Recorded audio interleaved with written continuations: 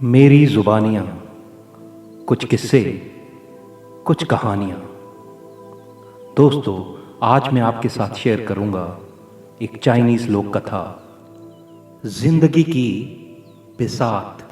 तो दोस्तों, हुआ यूं कि चाइना के एक गांव में एक बुढ़िया रहती थी जो बहुत नेक दिल थी, पाठ पूजा करती थी और हर किसी की मदद को आगे होती थी।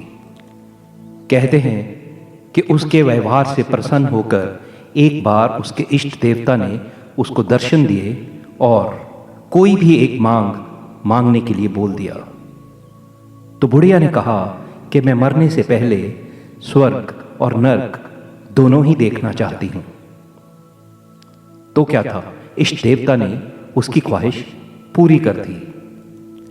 अगले ही दिन एक दूत आया और बुढ़िया को नर्क दिखाने ले गया।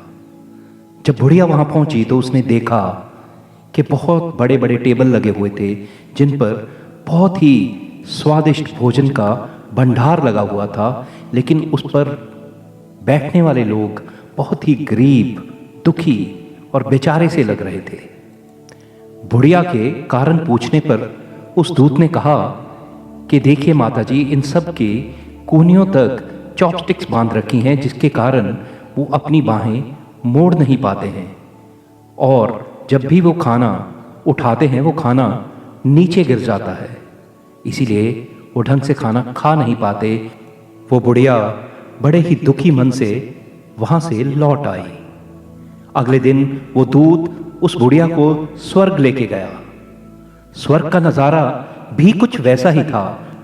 खाने के सभी टेबल भोजन भंडारों से भरे हुए थे, स्वादिष्ट व्यंजन पड़े हुए थे, लेकिन उन पर बैठे लोग बहुत खुश, बहुत स्वस्थ और हंसते खेलते नजर आ रहे थे।